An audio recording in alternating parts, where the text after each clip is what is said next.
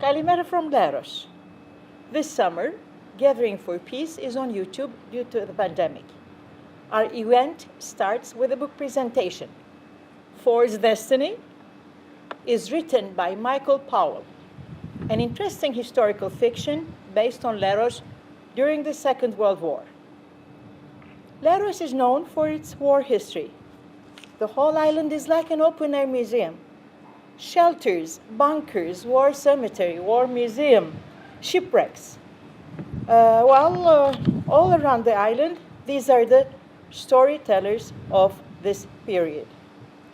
Lucky Town, where Mussolini made his navy base, is a living example of rationalismo, as we say in Greek. It is an architectural style which combines Bauhaus and Art Deco, unique to the island of Leros. Well, I would like to present our guest, sailor, singer, writer, Michael Powell. He is an Oxford graduate journalist, an opera singer, and a dedicated sailor. Good morning. Kalimera. Kalimera, could you tell us about your book? 8 years ago, on the 70th anniversary of the start of Battle of Leros, I was standing on a warm autumn day on the road above the deep bay in Laki in Leros. A Greek destroyer was coming out into the bay, loaded with passengers, who threw commemorative wreaths into the water where the wreck of the Greek destroyer Queen Olga lay. She'd been the target of German bombers in 1943 at the start of an epic battle to decide who controlled the island. It was a deeply evocative sight and set me thinking about those who died on that day. A picture came into my mind of the ghosts of 4 young men from different nations who might have been killed on that fateful day and could be standing beside me watching the scene. That was the inspiration to write my novel, Ford's Destiny, about those men.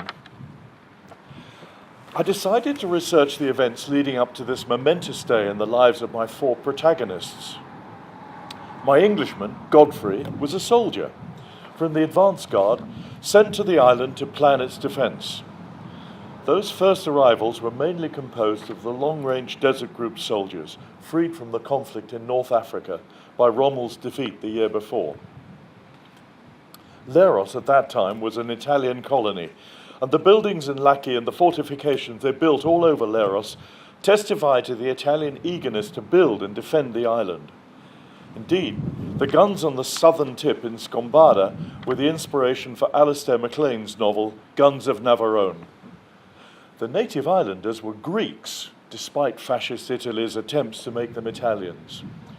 My Greek character, Yannis, came from the island, but had run away to become a sailor on the Olga. This was his first and final visit to his home since the war had started. My Italian, Marco, was a young man who had been brought up on the island, to which his father, an engineer, was seconded during the Italian occupation of the Dodecanese. Marco, a boyhood friend of Yannis, had become a soldier and had returned to his home island after serving with the Italian army in North Africa. He would be conflicted by the sudden surrender of his nation, but would loyally serve on the Allied side, manning one of the Italian batteries in Leros. My German, Rolf, was an airman. Brought up and trained in the Hitler Youth, he would have served in Western Europe and Russia and finally been posted to Greece. His plane would be one of those that bombed the Olga on that opening day. These 4 met before the war in Germany, where Godfrey, Marco, and Yannis visited Rolf in Germany and attended the Hitler Youth rally there. So appalled were Godfrey and Yannis that they returned to their home countries determined to fight the intolerant cruelty that they had witnessed. Michael, what is war? How would you describe it?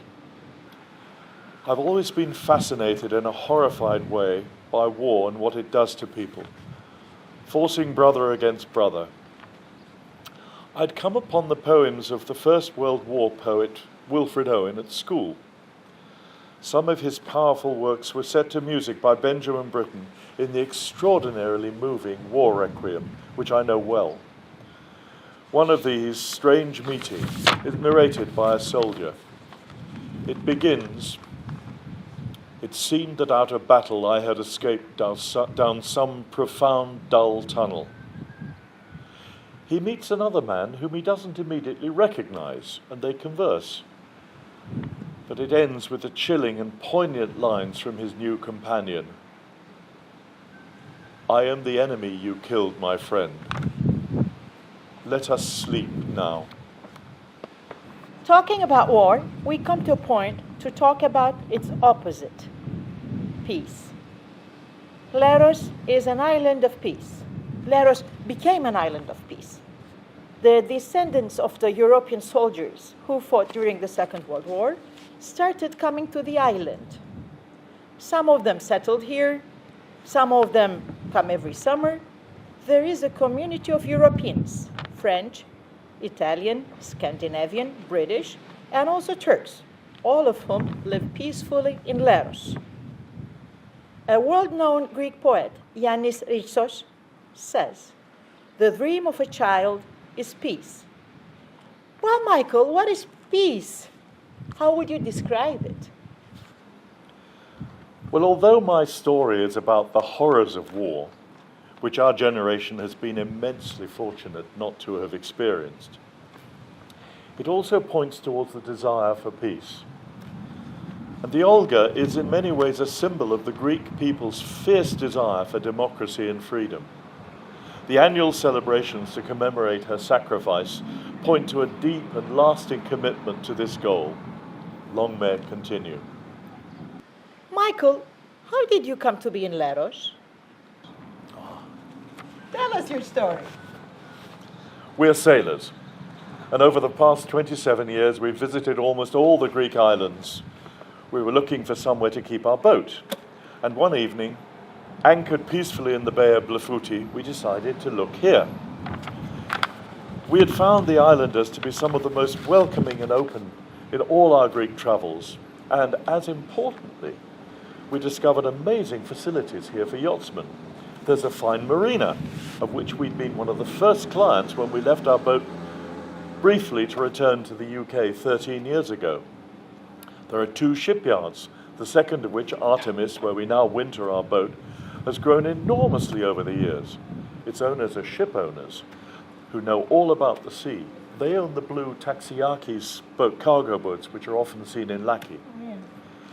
As we travelled this year across the Cyclades on a spring cruise, we discovered so many other yachtsmen who told us that they too keep their boats here. There are also a number of good chandlery stores selling yachting equipment, in contrast to all the other islands we visited on this year's cruise. The island offers fine anchorages, safe from any direction of wind. And from here, it's a short distance to the other beautiful Dodecanese islands. It is an unrivaled haven of peace and tranquility. We've never regretted our choice, particularly in the last year, having lived in our house near Iasissidoros throughout the winter. The island has a most fascinating history, both ancient and modern, which has both impressed and inspired me. I'm constantly learning more and will, I'm sure, be writing more about this beautiful, peaceful, and welcoming place. How destructive humankind can be when we think about all these, the Armenian genocide, First World War, exchange of populations between Greece and Turkey, Holocaust, Second World War, Rwanda, and ongoing Syrian war. On the other hand, how peaceful humankind can be, creating all this amazing dance, music, drama, plastic arts, literature, plus the pleasures of life, good food, good wine, good company. Well, Leros offers all these and more. We organize this event every summer, focusing on arts and culture to build bridges for peace. We look into the positive. We like to share rather than to fight. Now it is time for a morning ouzo meze. an island tradition. Let's have a toasty peace. Yamas, Michael. Yamas. Yamas. Well, we like to share rather than to fight. Would you like to have half of my bread, Michael? Thank you. Efaristopoli.